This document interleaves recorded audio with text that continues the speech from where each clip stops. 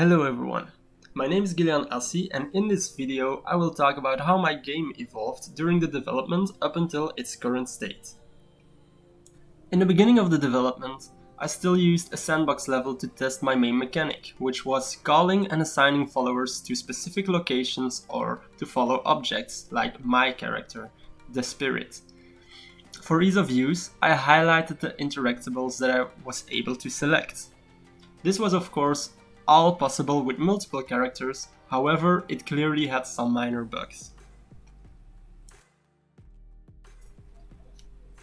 For the second playtest session, I created a world space more fitting for the game that I'm working with. It looked less like a sandbox and more like a real level. This version introduces 3 new actors. First of all, a payload that moves when a follower dances around it. Then, a sector gate is introduced that converts the payload into a different actor, like a follower.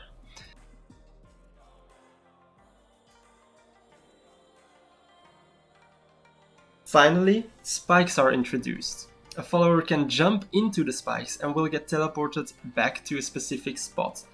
This way, new locations can more easily be reached. Finally, a simple win condition was introduced, being revive everyone and complete the game. This brings us to the third prototype. This is where all my main mechanics fell in place. Every follower was color-coded. Blue followers could move payloads, red followers could destroy walls, and a new follower, the yellow follower, was able to activate contraptions.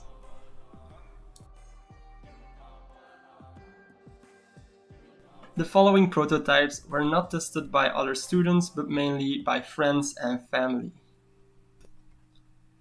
In this prototype, I mainly focused on player feedback. Most of all, audio feedback. Here are some examples of the interactions in-game.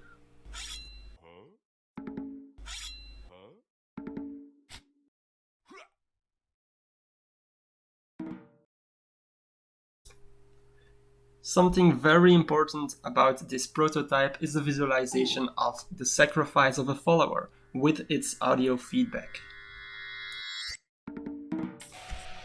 A final thing that you might have noticed is that I always kept my animations up to date to avoid having too much trouble with that.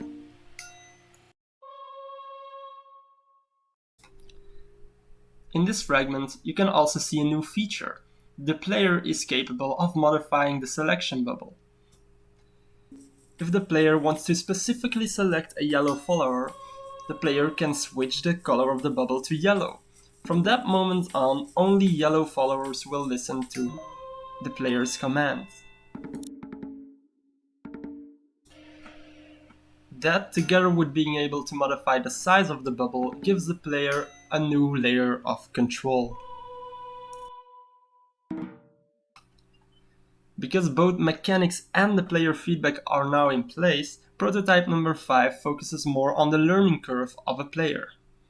The first tutorial is created with a method to convey messages to the player.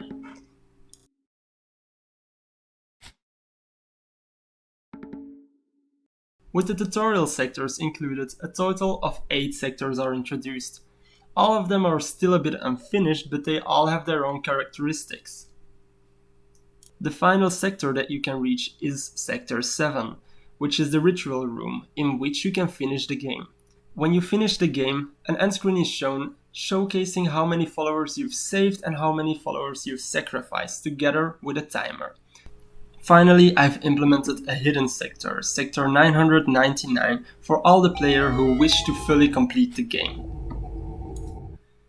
It contains a follower that is capable of destroying spikes and destroying gates to end everything with a final rush.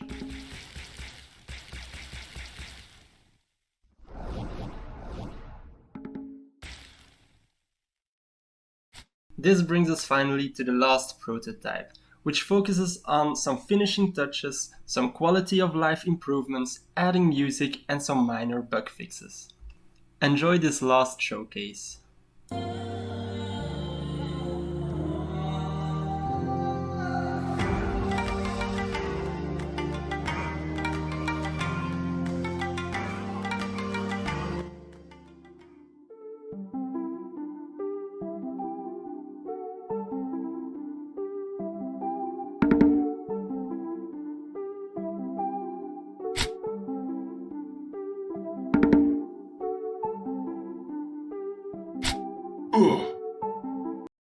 Thank you all for watching, and if you want to see more gameplay footage, please click the link in the description.